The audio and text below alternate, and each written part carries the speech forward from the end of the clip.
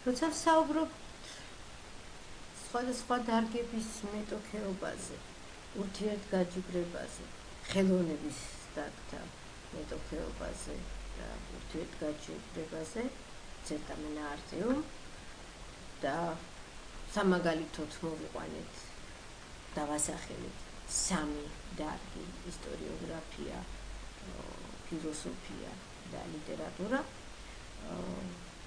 აქ ალბათ პირველ რიგში უნდა გავითვალისწინოთ და ამდენს ვსაუბრობთ, რომ ეს ურთიერთშეჯიბრი,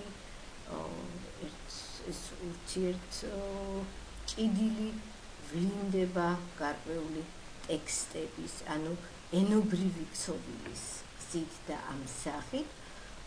და გავითვალისწინოთ პირველ რიგში ენის ფუნქცია.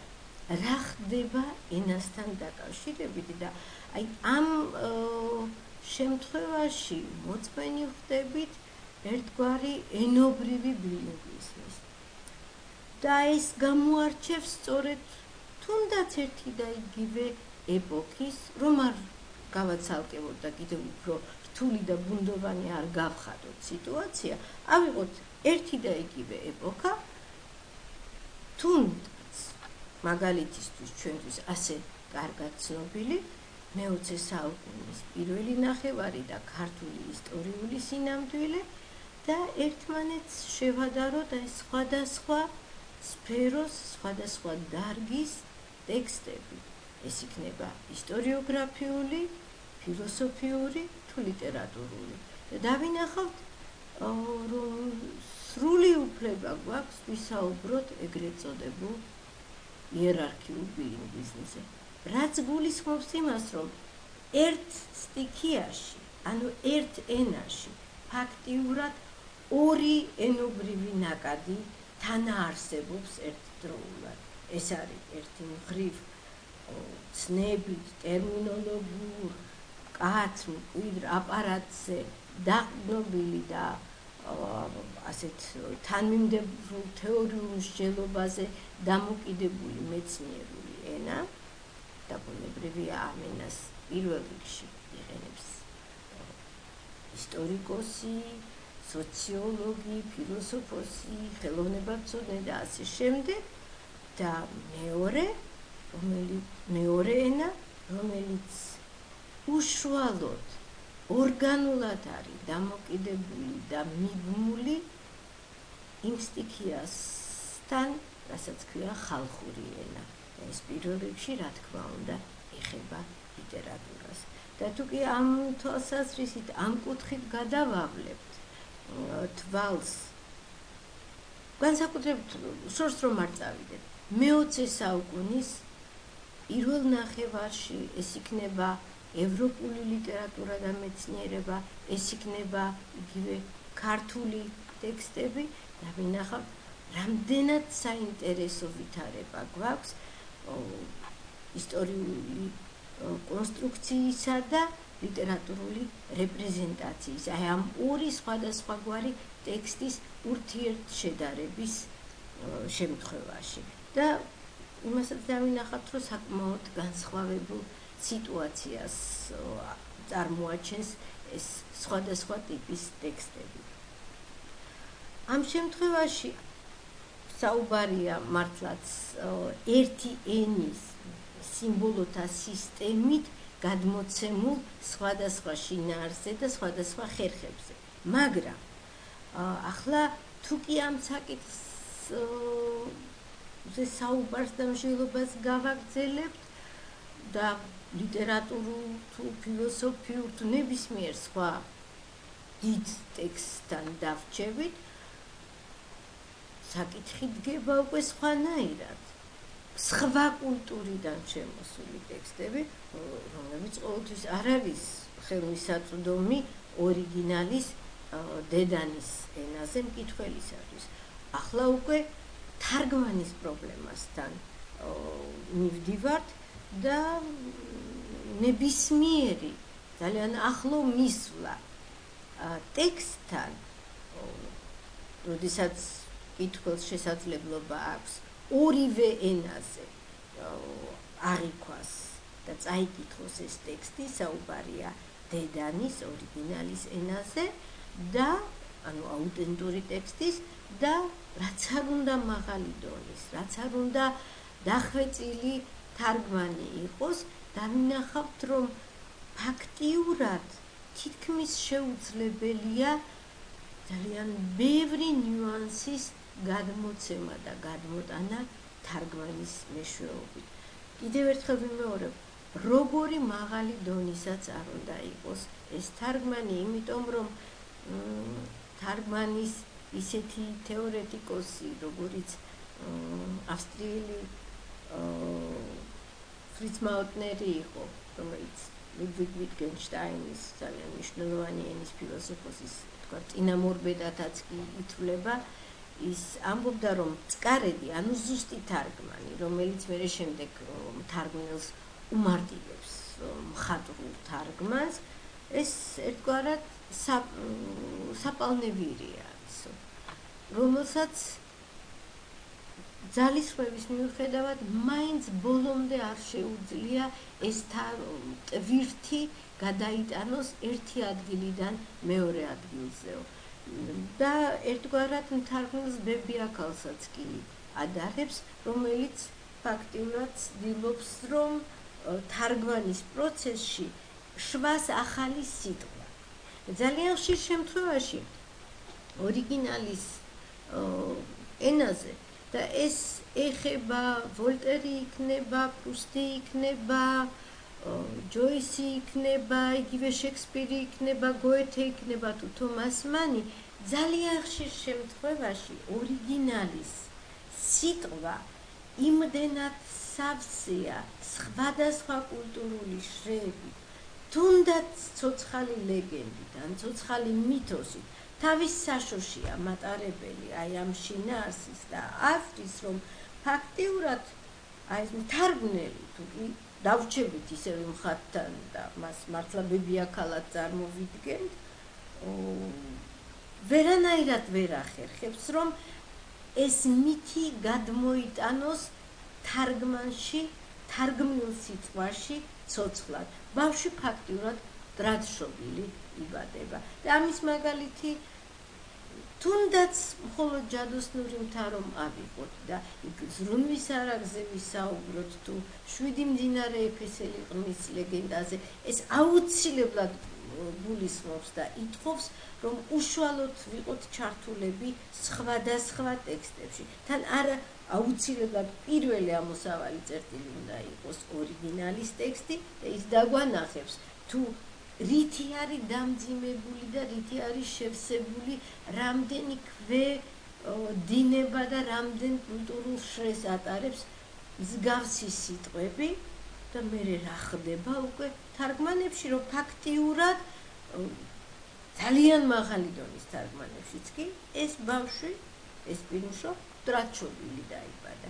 იმიტომ რომ ფაქტიურად არც ერთი სხვა ენა არ აღმოჩნდა იმ უნარის მატარებელი, რომ სრულად გადმოეტანა ის შინაარსი და ის არსი, რაც იყო ორიგინალის ენაში. იმიტომ რომ ორიგინალის ენაში ცოცხლობს ზორგენკინდ, ზორგებს ცოცხლობს ყურას, ზრუნვის არაგი. ვერ გადმოვიდა ის თარგმანში. იგივე მოუვიდა ზიბენშლეფერს, ანუ 7 მდინარე ყმის ლეგენდასთან დაკავშირებულ სიტყვას. დაიკარგა ეს ლეგენდა, რომ სრულიად სხვა მნიშვნელობა შეიძინა შემდეგ უკვე თანამედროვე გერმანულში და ფაქტურად ამით მშვენივრად სარგებლობს მწერალი, რომელიც წამოიწყებს აი იმ თამაშს, იმ იდუმალ მისტიკურ თამაშს თავის მკითხველთან, რომელიც კითხველს ერთგვარად კიდეც დააბნევს, ან ელემენტარულად შეიძლება არც კი გაამახვილოს ყურადღება და უბრალოდ თვალსა და ხელს შუა გაებნეს ის ძირითადი არსი, რომელიც ამა თუ იმ ნაწარმოების გამშიფრავ გასაღებად შეიძლება გამოადგენს სამომავლოდ და ეს უდაოდ ძალიან მნიშვნელოვანია, იმიტომაც ალბათ არსებითია რა თქმა უნდა, როდესაც ტიპოლოგიურ შედარებაზე არის სხვადასხვა ეპოქების, სხვადასხვა კულტურების, სხვადასხვა ლიტერატურების, აი ამ ტიპოლოგიურ შედარებაზე როცა გვაქვს საუბარი ისტორიულ ჭრილში, ბუნებრივია, უზარმაზარი ინფორმაცია გულისხმობს იმას, რომ ყველა ენის მფლობელი ვერ იქნება ადამიანი, მაგრამ როდესაც კონკრეტულ ტექსტებზე, მათ ურთიერთშეპირისპირებაზე, მათ ურთიერთშედარებაზე მიდგება საქმე, აუცილებელი პირობა არის, რომ მკითხველმა და მით უმეტეს მკვლევარმა, მით უმეტეს ადამიანმა, ვინც აცხადებს პრეტენზიას, რომ მან უნარი შესწევს, რომ რაღაც გარკვეული კვლევა ჩაატაროს, შედარებითი კვლევა ჩაატაროს აი ამ სხვადასხვა ტექსტისა, აუცილებლად უნდა ჰქონდეს იმის უნარი, უნდა შესწევდეს იმის ძალა, რომ ორიგინალის ენაზე წარმოაჩინოს ის ციტატები, ორიგინალის ენაზე წარმოაჩინოს ის სხვადასხვა ცნებები და ასე შემდეგ, იმიტომ რომ ეს სრულიად სხვაგვარად შეაძლებინებს მას, რომ დაარწმუნოს ნებისმიერი მკითხველი თავისი პოზიციის ისტორიაში. ეს არის ის მასალა, ის მყარი მასალა, რომელსაც უნდა ეფუძნებოდეს მართლაც მისი მსჯელობა და მისი კვლევა. და ამის არაჩვეულებრივი მაგალითია ეს არაერთგზის ხსენებული, ჩვენს მიერ არაერთგზის ხსენებული გამოქვაბულის, პლატონისეული გამოქვაბულის სიმბოლოს როლი და ფუნქცია სხვადასხვა ლიტერატურულ ნაწარმოებებში. საქმე ის გახლავთ, რომ თუ კი მივუბრუნდებით აი ამ სიმბოლოს, გამოქვაბულის ამ სახეს, რომლის ერთ-ერთი მითშემოქმედი დამკვიდრებული აზრის თანახმად სწორედ პლატონია, იმიტომ რომ მანამდე დიდად აქტუალური და გავრცელებული არ იყო მსგავსი სახე, თუ არ ჩავთვლით ვთქვათ ესქილესეულ პრომეთეს, სადაც სწორედ ადამიანები თავიანთ პირვანდელ მდგომარეობაში, სანამ მათ პრომეთე ცეცხლის თანაზიარს არ გახდი და შედარებულები არიან გამოქვაბულის ბინადართან, რომელსაც ესმის, მაგრამ არ ისმენს, რომლებიც ურებიან, მაგრამ ვერ ხედავენ.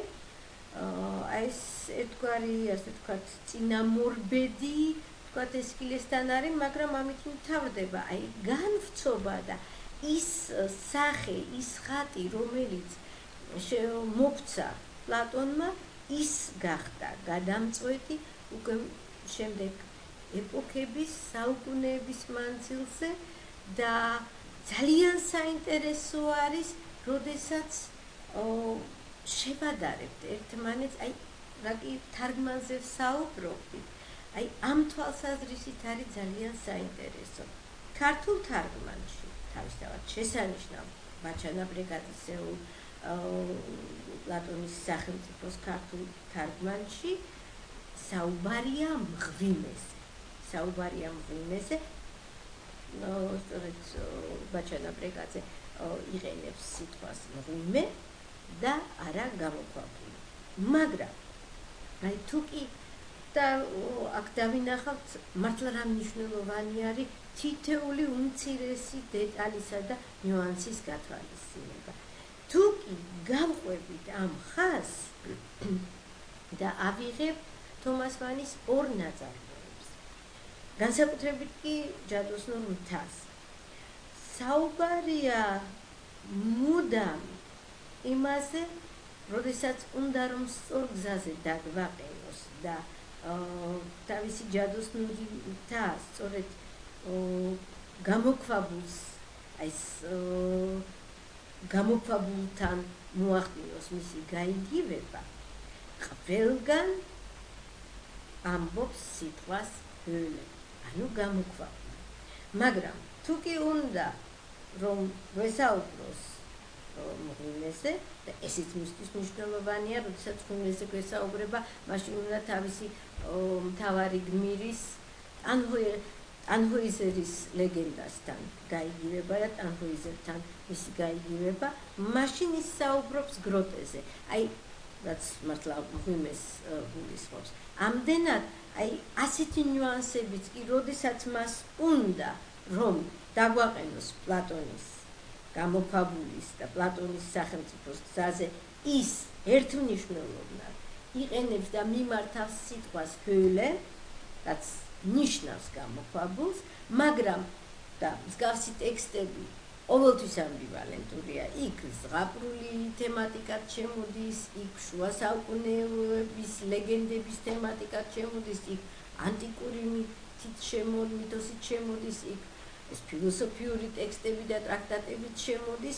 შესაბამისად, ამ სწორედ სიტყვიერი ქსოვილის და სიტყვიერი ხერხებით ცდილობს ის ამის განსაზღვრას და ამის დაბალანსებას და განსაკუთრებულობის გამოკვეთას და გამოყოფას. უნდა რომ მიგვანიშნოს ტანჰოიზერის ლეგენდაზე იყენებს სიტყვას გროტე. თანაც საინტერესოა, ამას ახერხებს ძალიან მარტივი გზით, ელემენტარულად სანატორიუმის შენობის აღწერით, რომ ის შორიდანვე გავდა ერთგვარად ორებიან ღრუბელსო და ძალიან ესეთი მარტივია, ვისაც თუნდაც შორიდან უნახავს ვარძია, ძალიან მარტივად უკვე აღწერილობით ჩანს, რომ ეს გამოქვაბულებიანი რაღაცა ესეთი აივნების წყალობით შორიდან უკვე გამოქვაბულის სახეს აძლევს და ანიჭებს თავის აღწერილობაში. მაგრამ როგორც კი უნდა იმის და ხშირად იმეორებს სწორედ ჰოილენარტი გამოქვაბულისებრი და როდესაც უნდა რომ ხაზი გაუსვა სწორედ ტანჰოიზერის ლეგენდას და ამ შემთხვევაში უკვე ვაგნერისეული ნაკადი შემოდის ძალიან მძაფრად და ძალიან ძლიერად, ეს კიდე ცალკე თემა არის უკვე მუსიკისა და ლიტერატურის ურთიერთმიმართების საკითხი. აი მაშინ ისევ სიტყვიერი აღწერილობის წყალობით, ძალიან პატარა ხრიკის და ხერხის წყალობით, ისევ გვიყვება სრულიად უვნებელ ამბავს, რომ აი ამ სანატორიუმის შენობის წინ ხელოვნურად გაკეთებული იყო პატარა მღვიმის ფორმის ესეთი მარკეტი. აბატონო, ესეც მისთვის უკვე იმის მომასწავებელია, რომ სწორ გზაზე დაგვაყენა, ანუ ვაგნერისეული ტანჰოიზერის კვალს დააყენა, ასე ვთქვათ, გაწაფული, გავარჯიშებული, გამეცადინებული კითხველის ყურადღება. ასე რომ, აი ამ თვალსაზრისით ძალიან მნიშვნელოვანია, კიდევ ერთხელ ვამბობ, რომ ზუსტად იყოს გათვალისწინებული, რომელ ენაზე, რა სიტყვა, რა ცნება იქნა ამა თუ იმ ხელოვანის მიერ თავის ენობრივ ქსოვილში ჩაწნული და ჩაქსოვილი. იმიტომ რომ მსგავს ტექსტებში არასოდეს არაფერი შემთხვევით არ ხდება და ეს არის, როგორც თქვით, აი ის გასაოცარი კაბალისტური თამაში, რომელსაც ფაქტიურად მწერალი წამოიწყებს ხოლმე თავის მკითხველთან და სწორედ კითხველის გამოცდილებაზე, კითხველის გამჭრიახობაზე, კითხველის ინტუიციაზე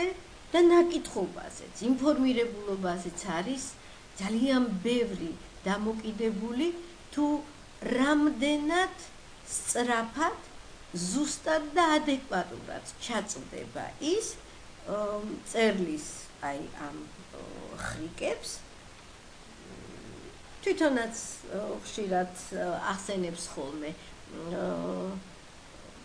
თომას მაინი ოილენშპიგელაი, ანუ ოინბაზობას, ოილენშპიგელზე არის ალუზია მინიშნება, აი ამ ოინბაზობას, რომელსაც არანაირად არ ერიდება ხელოვანი და მართლაც რაც უფრო მაღალია მისი, ასე ვთქვათ, ხელოვნება, მით უფრო დახელოვნებული არის და მით უფრო დაოსტატებული არის ის სწორედ ამ ოილენშპიგელისეულ ოინბაზობაში და ამგვარ თამაში. და ეს თამაში ვრცელდება არა მარტო აი ამ სიტყვიერ ამ ჟონგლირებაში, არამედ და სხვადასხვა დარგები სწორედ გამოირჩევიან და განსხვავდებიან ერთმანეთისაგან ისეთი უმნიშვნელოვანესი ფენომენის და ისეთი უმნიშვნელოვანესი კატეგორიისადმი დამოკიდებულებითაც, რასაც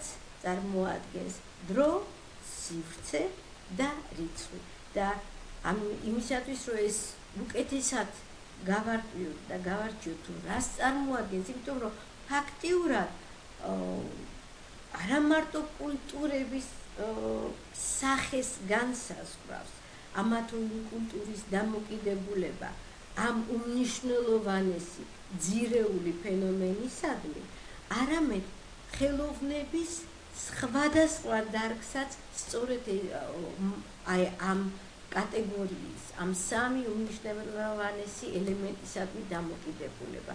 კიდევ ერთხელ მეორე იგულისხმება დრო, სივრცე და რიცხვი, სწორედ ამ ელემენტისადმი დამოკიდებულება განსაზღვრავს და გამოარჩევს ამა თუ იმ დარგის არსებით ნიშანთვისებას სხვა დარგებისაგან. სწორედ ეს განსაზღვრავს იმას, თუ რითი გამოირჩევა, ვთქვათ, ლიტერატურული დარგი მხატვრობა ქანდაკებისაგან, რითი განსხვავდება მხატვრობა ქანდაკება და ლიტერატურული ჟანრი მუსიკისაგან, რას წარმოადგენს კინოხელოვნება და აი ამ თვალსაზრისით აუცილებელი იქნება, რომ ეს საკითხით ერთგვარად სწორედ ჩვენი განხილვის საგანი და ობიექტი გახდეს.